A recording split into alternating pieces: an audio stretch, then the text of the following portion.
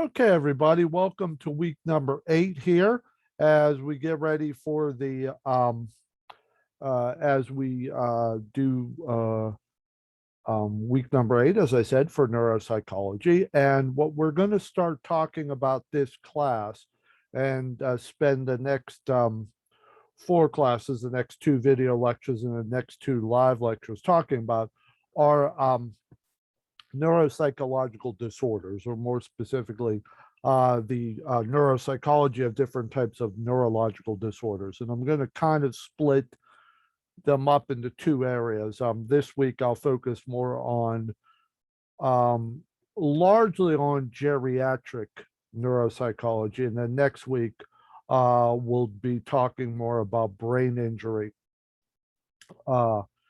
neuropsychology. Now, the reason for separating it in those 2 categories is geriatric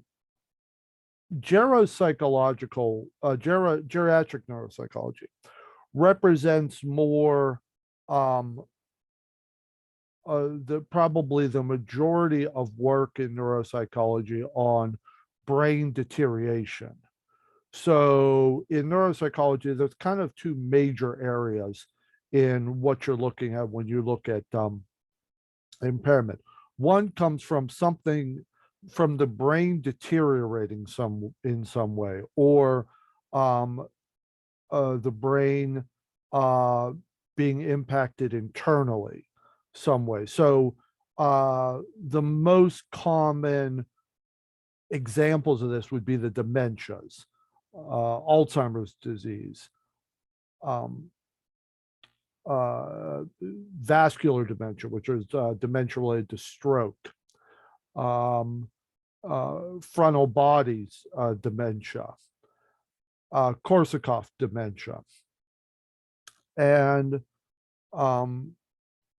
most of those would be related to, like, as I said, something happening internally causing the brain to be damaged. Now, there is the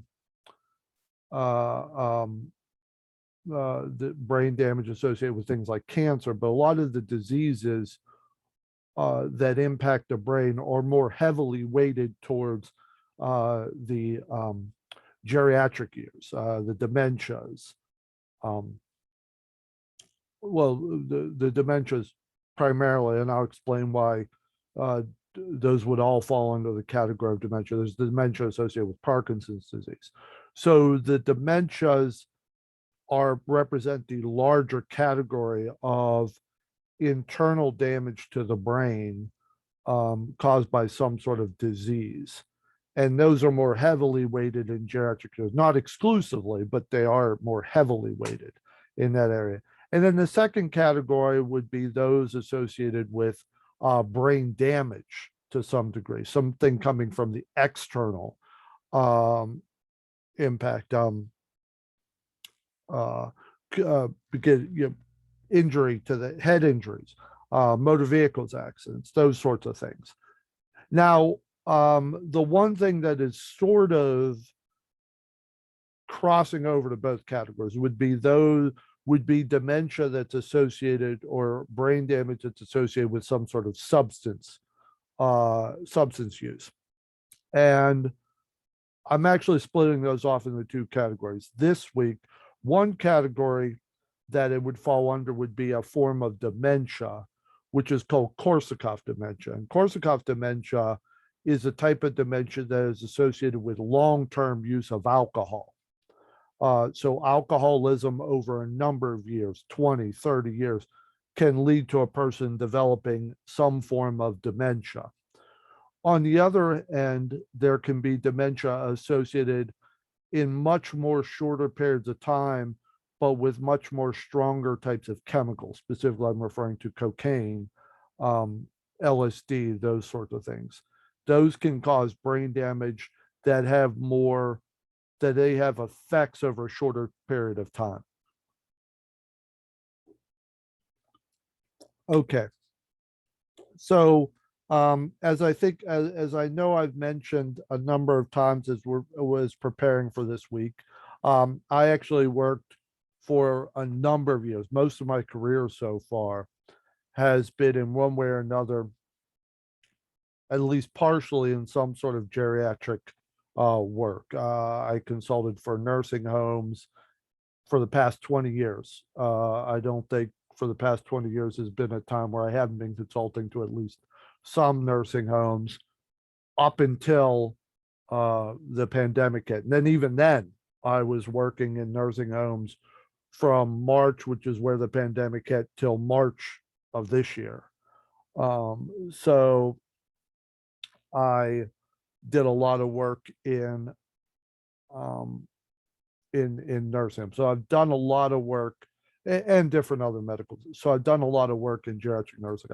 By the way, I will tell you that one thing we will not be talking about here is dementia associated with COVID. There is evidence of that. There is evidence of neuropsychological impact of COVID. It just isn't really well understood right now. There's a lot of work coming out on it, but nothing definitive. So there's really nothing definitive to say yet about the neuropsychological impact of COVID, although most people believe that that will be coming, that there is something to say. We just don't know yet what it is. Please give me a second. Okay. So let's start by talking about, so let's start this week talking about dementia. Now, one thing about dementia that I think is very important to keep in mind is that dementia itself is just defined as a decrease from previous level of functioning. So when you say someone is suffering from dementia, what you are saying is their level of functioning is not where it used to be. And that's really all dementia means. Dementia doesn't have to mean geriatric. Many of the diseases associated with different types of dementia do occur much more often in old age. Again, there is Alzheimer's disease, but there is also dementia related to stroke. There is dementia related to Parkinson's disease. All of those are related to some sort of disease that tends to occur more often in the older years. But that is not a requirement. It is not a requirement for someone to be in their geriatric years in order to form dementia. In fact, there is such a thing as what is called pre-senile dementia, or otherwise known as early onset dementia. So dementia represents a decrease from a previous level of functioning. It is also worth noting that because it represents a decrease from a previous level of functioning, it sometimes can be hard to detect. An individual who passed high school but didn't have any additional schooling and maybe had average grades in school, if you were to test them on a standard mini mental examination, which is just 30 items that they're asked to complete, pretty straightforward. Usually where you would see dementia is someone with that sort of background. So if they had cognitive impairment, they would start to show it by being unable to count backwards by sevens, or do basic addition, or give basic answers to questions like, how are an apple and a banana alike? Those are often abstract thinking questions that are on mini mental status examinations, brief screening assessments. So those tend to be areas where people with average IQs, average educational levels, show impairment. Those tests are where individuals with average intellectual functioning tend to show impairments. However, if someone has a higher level of IQ, higher level of educational functioning, they may still pass a standard mini mental status examination quite well, and but still have an impairment, a decrease in functioning from where they were before. So that is a that can be indicative of somebody having dementia. So, or I'm sorry. So a person with a higher level of IQ may still score very well on a standard short screening instrument for dementia, yet still have dementia because it represents a decrease from their previous level of functioning. So there are a lot of things that that you need to keep in mind when determining if someone has dementia. So somebody who goes from a very high level IQ to performing average, that actually could represent dementia if it's a decrease from where they before. Now, if you think about it, if the person has retired from whatever their higher level of intellect led to them doing, so for instance, if they were a professor at a prestigious university and they developed dementia and they retired and now they're only functioning on an average level, it might not even impact their life very much because they're still able to function and they're not trying to teach at that higher level anymore. But if they are still trying to teach and they are functioning, they've gone from functioning at a higher level to an average level, then they probably need to start considering retirement because their level of intellectual functioning probably isn't going to keep pace with where they need to be. Dementia has a very practical aspect to it in that it shows not just in the level of functioning that the person is doing physically, but it shows very much in level of function that the person is doing cognitively. In fact, it is interesting to keep in mind that as far as the diagnostic categories go, dementia is considered a medical term.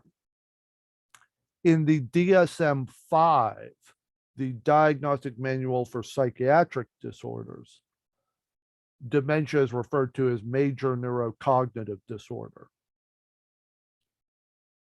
And it is interesting that if you look up the DSM 5 categories,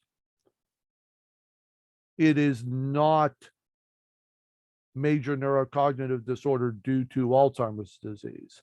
It is major neurocognitive disorder due to possible Alzheimer's disease or due to probable Alzheimer's disease, because it is very difficult to definitively diagnose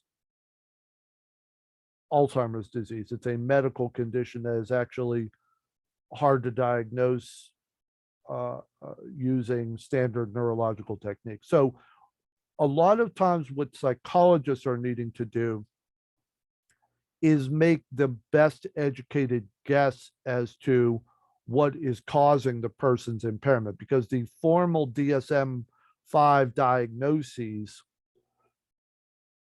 list major neurocognitive disorder and then what caused it. And those diagnoses tend to say things like probable vascular disease, probable Alzheimer's disease, as a way of reflecting that the psychologist, psychiatrist, counselor isn't going to be able to say definitively what was the medical cause of the dementia. Now, there are things that the mental health professional will look into to determine if there is evidence of Alzheimer's disease, of evidence of stroke. Certainly, number one thing that the professional would be looking for is, does the person have a recent history of stroke? If the person had a history of stroke and the neuropsychologist comes in and finds that the person has clear impairment in their cognitive functioning, then they would say, well, it is more likely than not due to the stroke. Same with Parkinson's disease. what happens with Alzheimer's disease is that very often that is the diagnosis that the clinician will use if there's no evidence of anything else. There also is some differences in how the different types of dementia appear. Alzheimer's disease tends to be a disease where the cognitive impairment follows a slope. In other words, the person just sort of kind of consistently gets worse. In dementia related to a stroke, which would otherwise be called vascular disease, is what is called stepwise.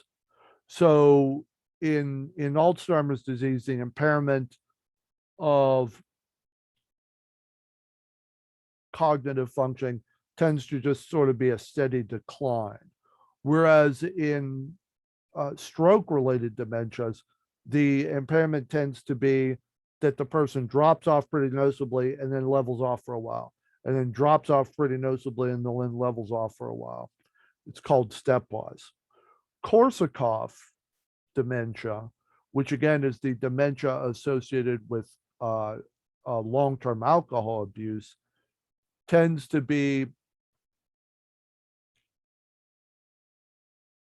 pretty drastic and noticeable, but tends to be what might be called like Swiss cheese. And what I mean by that is in Alzheimer's disease, most or all areas tend to be impaired.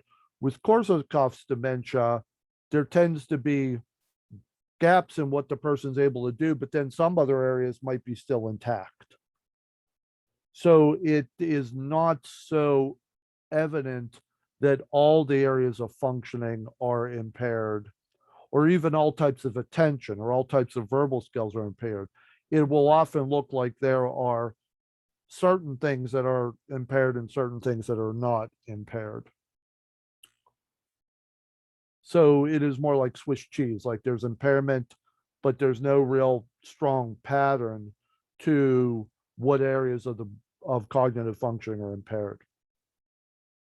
Some things to keep in mind about dementia is it is formally defined by two things. One is a decrease in cognitive functioning from previous level of functioning, and the second is impairment in more than one cognitive domain.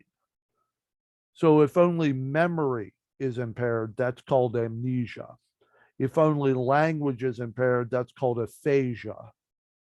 So amnesia is when memory is the only thing impaired.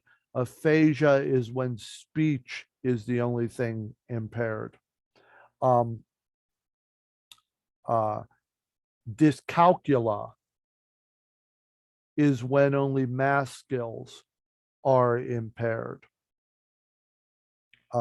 Agnosia is when only naming is impaired. So agnosia is when naming is impaired. Amnesia is when memory is impaired. Aphasia is when language is impaired.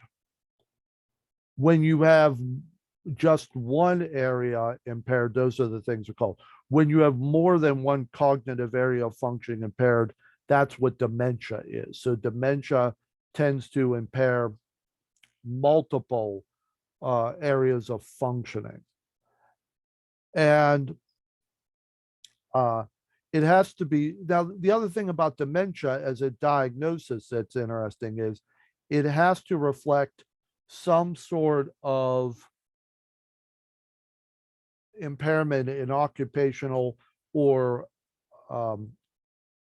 social function.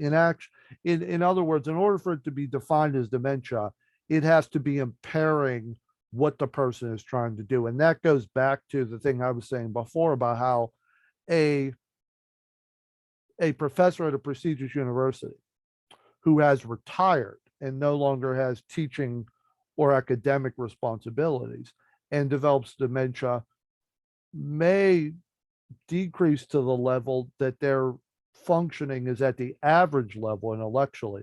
But if they are not teaching, if all they are doing is taking care of their house or taking care of things they need to do on a daily basis, then it may not be something that will necessarily be clearly impacting on their daily functioning. If they can still function in the quote unquote average area of functioning.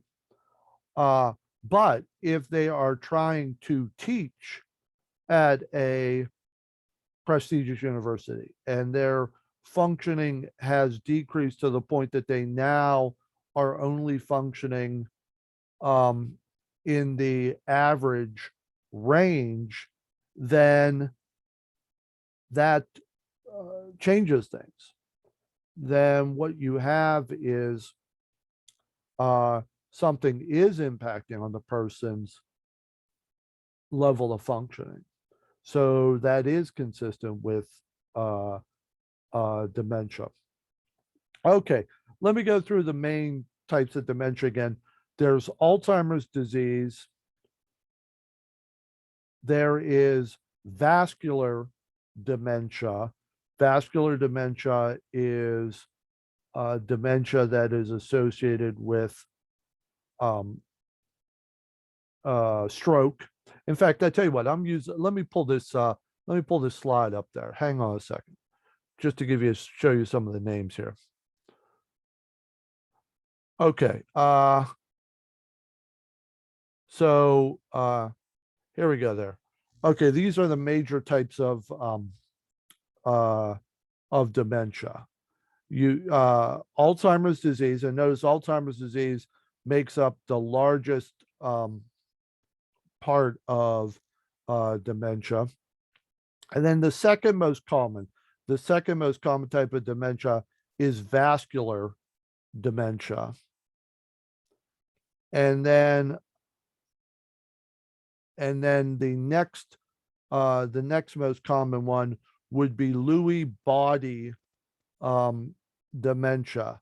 Now, you may have what's interesting here is you may have heard that in the news, Lewy body dementia, that for a while, and I think there was some I think there was some debate about this, but when the actor Robin Williams committed suicide several years ago, it was they had said that it was determined that he had Lewy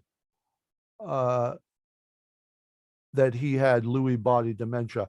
The reason I bring up is one thing that's interesting about Lewy body dementia is it is associated with oh, here we go. I wanted to do this. Okay, it's associated with a significant amount of depression. Depression is often a big part of Lewy body dementia. And that's what they think may have happened to Robin Williams. And then the next one is Parkinson's disease. So I bring it up just again, and like I said, I don't know definitively if they ever determined that's what it was, but that's why that was being discussed, because Lewy body dementia often has a large amount of, often has pretty severe depression associated with it. Parkinson's disease, dementia, is the next common one. And let's go through a few things. So Alzheimer's disease is the most common type of dementia. These are the things that tend to be associated. One thing that's interesting about, let me just pull, one thing that's pretty noticeable, pretty noteworthy about Alzheimer's disease is this statistic. Prevalence doubles every 5 years after age 65, and 50% of those individuals are older than 85. There is a theory in neuropsychology, or actually it's in neurology, that every human being would develop Alzheimer's disease if they lived long enough. That the amount increases exponentially. Prevalence doubles every 5 years after 65. And again, you can see where that goes. So if you look at it, that every 5 years it doubles, you could sort of figure that if 50% of those over 85 have dementia, that if people could live to like be 125,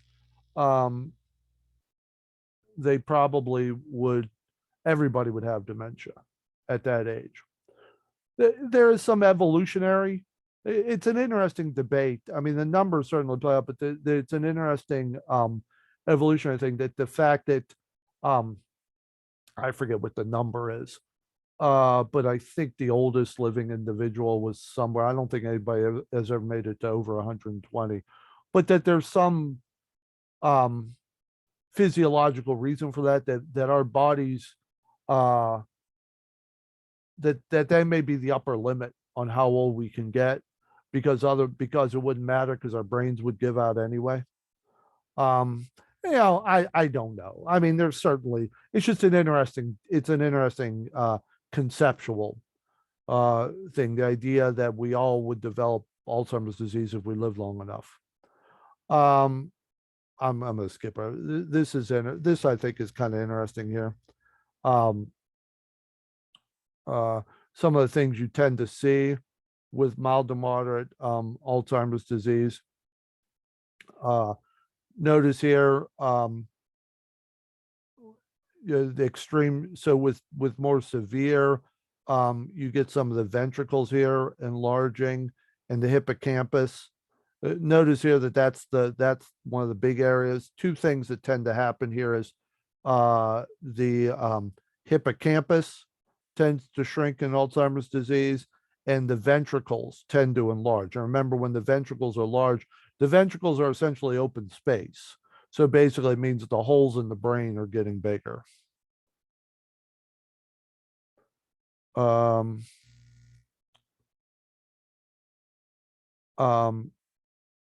Poor short-term memory and loss of orientation are usually the earliest cognitive signs. Smooth, usually slow decline. There may be some fluctuations, but for the most part, it's slow and smooth. Now notice this again is going back to Robin Williams. This is what it was, because Parkinson's and Lewy body are very similar. But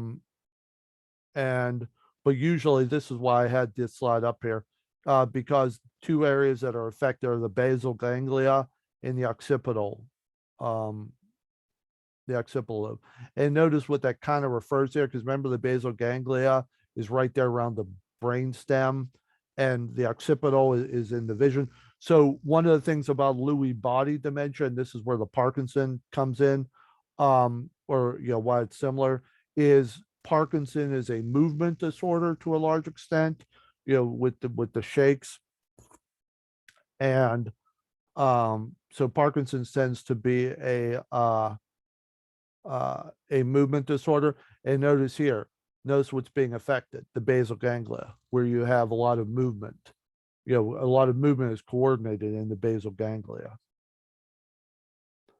So this is the dementia and Lewy body clinical features. Some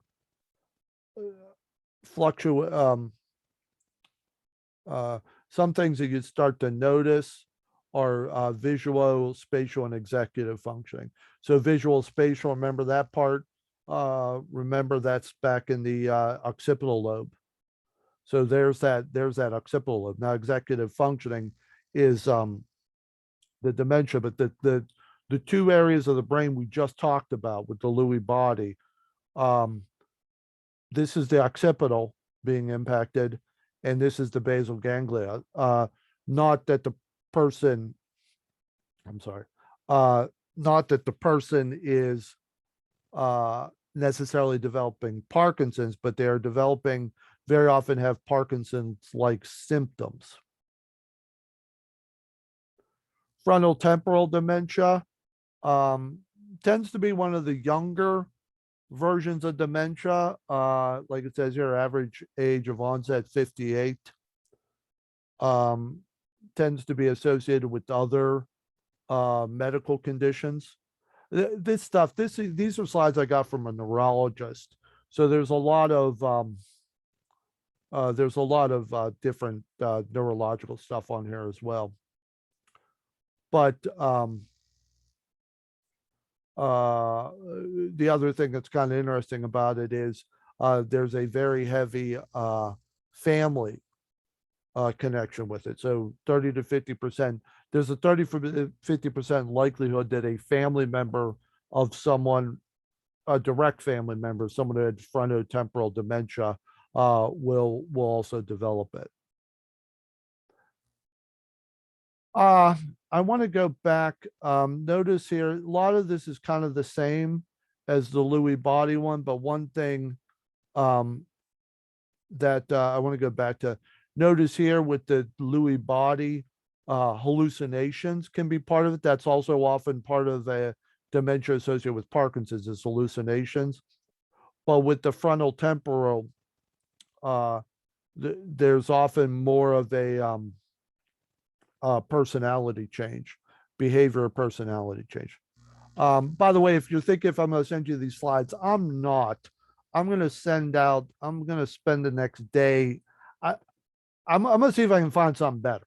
I mean, these are good slides, but as far as a summary of the different types of dementia, I want to see if I can find something better.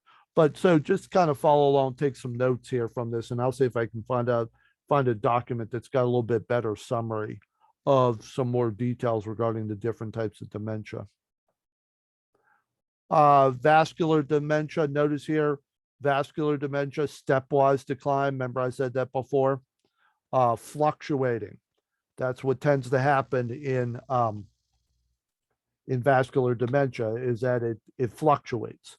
The person seems like they sort of leveled off, and then they get worse, and then they seem like they've leveled off, and they get worse, and they get worse again. Notice here that some things that often tend to be associated with it, executive dysfunction, problems in the organization, problems in attention, all those sorts of things tend to be associated with vascular dementia. So if you look here, it's hard to tell here, but subcortical white matter is kind of here. Now notice this is one of the things about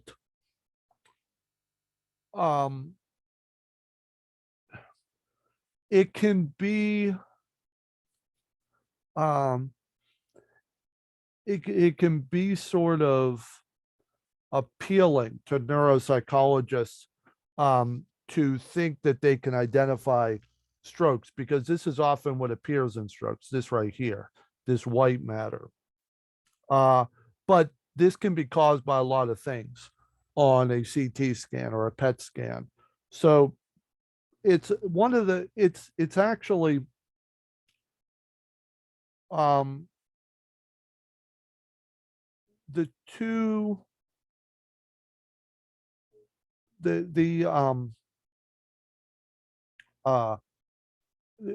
when I get neuropsychological evaluations in facilities, in medical facilities, I don't know if it's the most common reason, but one very common reason is I will get asked to do cognitive testing to help determine if a person had a stroke. And what I will be looking for is whether there's evidence of impairment, like I said, in two or more areas, if there's evidence of dementia. And part of the reason for that is it's sometimes very hard to tell if a person had a stroke. This is often what neurologists look for in the MRIs or the CAT scans, but this could also reflect a lot of other things neurologically that wouldn't impact on the person's function. So a lot of times the examination that I will give will be to determine if there is evidence of dementia, because if there's evidence of dementia, then um, that supports that the person had a stroke. And again, the reason for that is because on these photographs of what's going on in the person's brain, it can be very hard to distinguish if that's a stroke or if that's something else.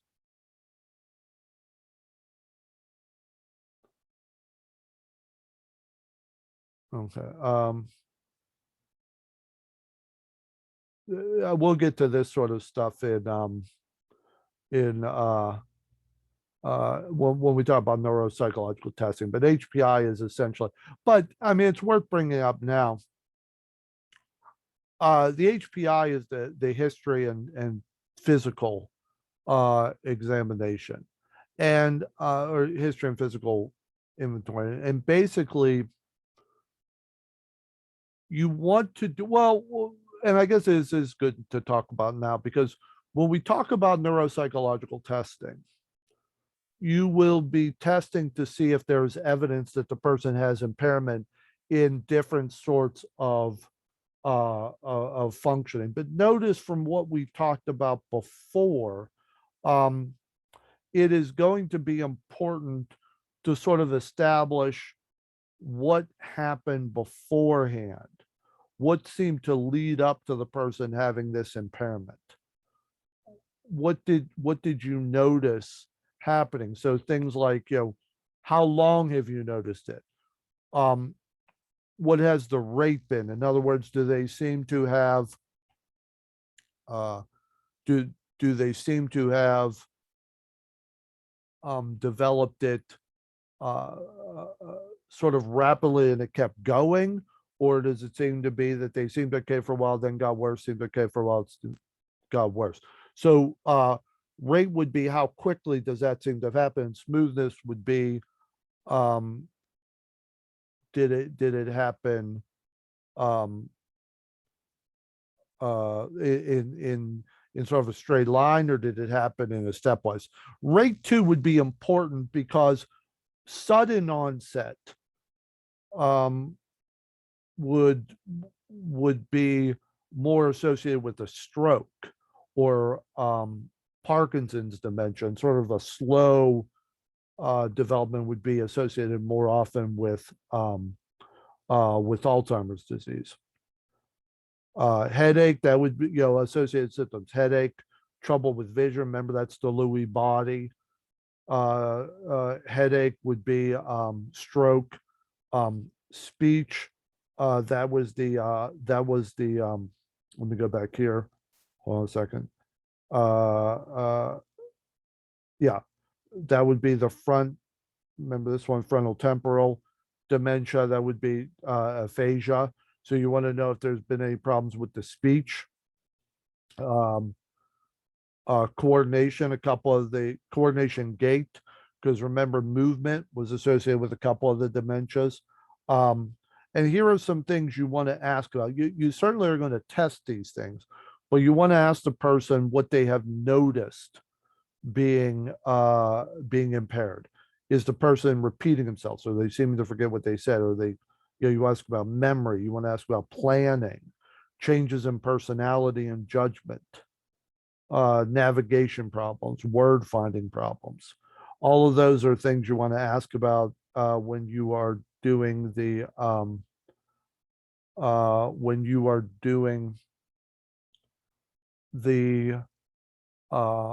assessment of the person. You want to get that sort of history.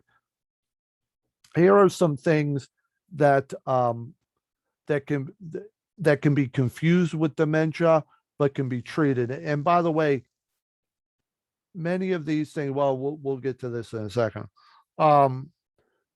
Many of these things would fall under the category of what is called delirium.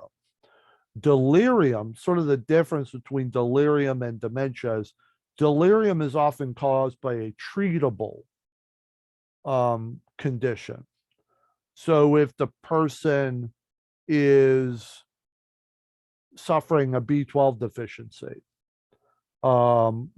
that will often bring up symptoms that can be similar to dementia, but can then be treated by administering B12 to the person. If the person has B12 deficiency, then you can give the person B12 and they will be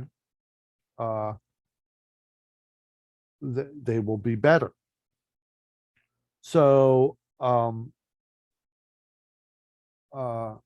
so that's something that needs to be considered. Is there evidence that the person is possibly going to is it possible that the person has something that could be treated? Alcoholism can cause dementia long term. I think I talked to you about that. I said that alcoholism over years can lead to dementia, but alcoholism also basically a person being drunk can often appear as if they have dementia, being severely drunk. So if they've been on what's called a bender for a couple days, that can often lead to symptoms that could suggest dementia. And here again, this idea of delirium. Certain types of medications can also cause delirium. Can look like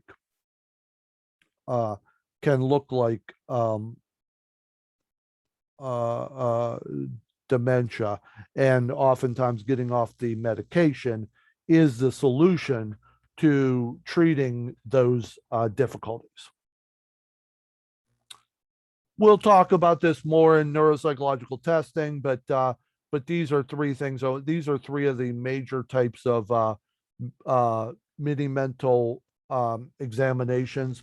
They're also called cognitive screening instruments. Cognitive screening instruments are those tests that you can give that are short and help to identify if the person is showing impairment in some major areas of cognitive functioning. Okay, and that's this is some of the medical tests that can be used, and notice how it says neuropsychological testing can help, but is not mandatory. I wanted to talk about these are some of the medications that have been found to be useful in dementia. Right here, some of the generic names for hang on one second here. I forgot to get the generic names. Hold on a second. Okay, this medication, you may have heard of this medication. This is the generic name for Aricept. Aricept is probably the most common or most widely used right now medication used for the treatment of Alzheimer's disease. And so, like I said, Aricept is probably the one you would find most often used. It's shown the most effectiveness so far.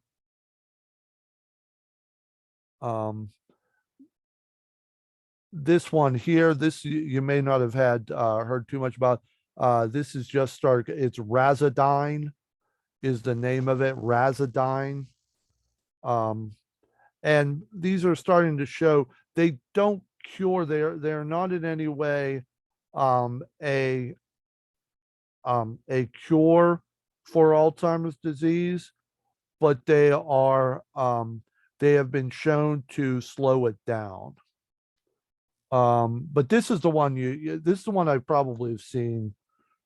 Not probably. I have seen it the most. Aricept has been used the most often in the treatment of Alzheimer's disease, and it tends to slow down. Um, it tends to slow down the uh, the cognitive deficits. This is another one down here, memantine. It's called Namenda, Namende. Aricept, actually, of these, Aricept I've seen used the most often, and Namenda is probably the next most often, the next most common. So, okay. So let me talk the last, or maybe not the last thing, but one other thing. So those are the major types of dementia. Now, one that was not talked a lot about there was Korsakoff's dementia, which is Korsakoff's dementia is associated with long-term alcohol use. And what tends to happen over time is alcohol basically eats away at, like I said, long-term use eats away at different parts of the brain and tends to impair cognitive functioning. And one of the biggest reasons for it is it reduces the level of B12. What's kind of interesting that you can tell from all these things is when they listed the treatable causes that can look like dementia, they mentioned B12 deficiency. B12 deficiency is associated a great deal with alcoholism. And so sort of the difference between the treatable type of dementia associated with alcohol use and the dementia associated with long-term alcohol use is sort of the permanent damage that alcohol has done to the brain and the level of B12. Alcohol can have a temporary impact on B12 levels and can have a temporary impact on brain functioning. But over time, it will have long-term damage on brain functioning. And what will tend to happen with, as I said, with Korsakoff's dementia is the person may not even come across clearly as having severe cognitive impairment. And the reason is because Korsakoff dementia, more than any other dementia, tends to leave some areas intact while damaging other areas. So the person may have different areas of higher level thinking, communication skills, executive functioning that may not seem impaired, but have other areas that clearly are impaired. So Korsakoff's dementia is probably the one you see most often where the person can basically fake it to other people.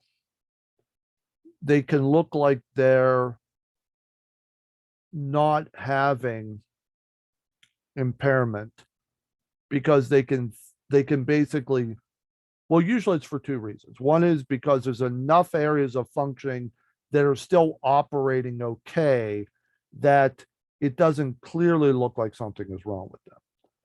And the second reason is the history of the person. If you've got a person who's been drinking alcohol heavily for 20 or 30 years, their family members, the ones who would most notice what's going on there, probably brush it off as dad or grandpa or whoever's being drunk again. They're not, they can write the problem off as, or not write the problem off, but just interpret the problem as that family member is just being drunk again, or they're under the influence.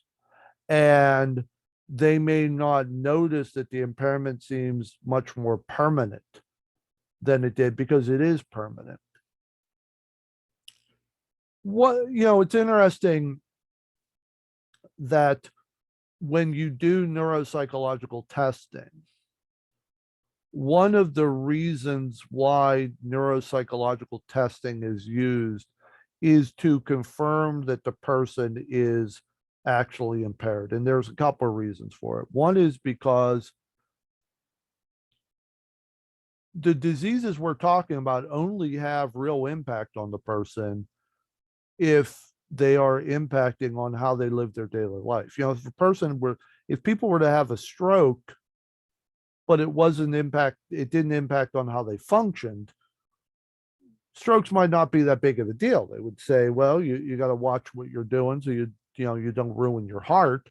But other than that, that would be the end of it. But strokes are considered to be devastating because they can have very major impact on how the person functions, how they're able to live their lives. Alzheimer's disease, even though it is a medical condition, would barely be noticeable if it wasn't impact on the person's cognitive functioning. So even though, and you saw some on the screen there when I was showing the slides, even though all the types of dementia that we're talking about have medical implications, their real implications, their real major implications are the effect they have on the person's ability to function, the person's ability to live their lives. And it's also the second reason for it is because people will deny that they have any sort of impairment. When I would be in medical facilities and I would test someone to see if they could remember things, if I was asked to test their memory, you could tell if someone was likely going to have problems because they would get mad at being asked a question. They would get mad if you asked them if they knew what year or what year is it. Instead of saying I don't know, they would say something like, well, that's a stupid question. Why would you ask me such a stupid question? They would basically try to deflect the question as a way of not admitting that they didn't know the answer. So very often you have to use some pretty in-depth testing to determine if there's impairment, because people won't necessarily readily admit to you that they're having difficulties. They'll deny it rather than admit that they're having problems.